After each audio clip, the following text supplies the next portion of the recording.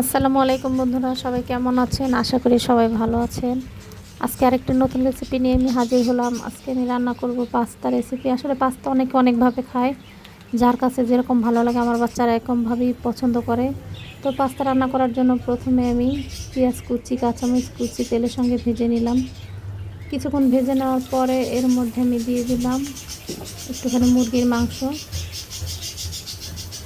মাংসটা দিয়ে একটু ভালো করে একটু নেড়ে চেড়ে নিলাম। এরপর আমি এখানে দিয়ে দিলাম একটুখানি আদা রসুন বাটা, একটুখানি হলুদ গুঁড়া, একটুখানি স্বাদ অনুযায়ী লবণ। তারপর দিয়ে দিলাম সয়া সসটা দিয়ে ভালো করে একটু নেড়ে চেড়ে দিব। এরপর আমি এখানে দিয়ে দিলাম পরিমাণ মতো, যতটুকু লাগবে আপনাদের ইচ্ছা মতো দিতে পারেন। আমি এখানে দিলাম সবজি দিলাম, এখানে গাজর কুচি আর দিলাম আলু কুচি দিয়ে গাজরটাকে একটু মিশিয়ে তারপরে একটু সেদ্ধ করে নেব। মোটামুটি সেদ্ধ হয়ে আসলে এর মধ্যে আমি দিয়ে দিলাম একটা ডিমটাকে দিয়ে একটু নেড়েচেড়ে এগুলোর সঙ্গে মিশিয়ে নেব।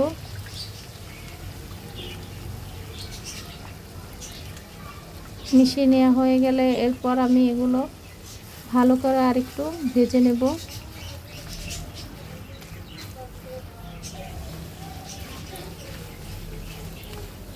সবজিটা ও ডিমটা ভালো করে ভেজে নেওয়া হয়ে গেছে। এখন আমি এর মধ্যে দেব ক্যাপসিকামটা আমার ফ্রিজে ছিল, তো এগুলো দিয়ে ভালো করে আরেকটু মিশিয়ে নিলাম। মেশানো হয়ে গেলে এগুলোকে এর মধ্যে দিয়ে দেব আমি পাস্তা। এখানে আমার 3 রকমের পাস্তা একসাথে মিক্স করা আছে।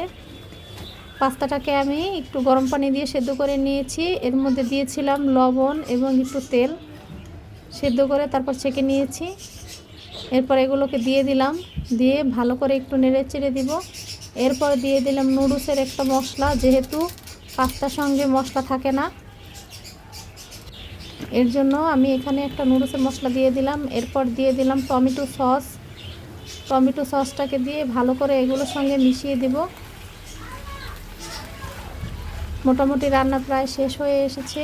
এর মধ্যে এখন আমি দেব পরিমাণ মতো ধনেপাতা কুচিটা দেওয়ার ফলে পাস্তার টেস্টটা অনেকটা বেড়ে যাবে। এই তো, এরপর নেড়ে চেড়ে আমি এগুলোকে নামিয়ে নেব। এই তো তৈরি হয়ে গেল মজাদার এই পাস্তা রেসিপি। আপনারা কে কীরকমভাবে খান কমেন্টে জানাবেন। আর যদি আমার ভিডিওটি ভালো লাগে প্লিজ একটি লাইক কমেন্ট শেয়ার করে দেবেন। আজ এ পর্যন্তই। সবাই ভালো থাকবেন, সুস্থ থাকবেন। আল্লাহ হাফেজ।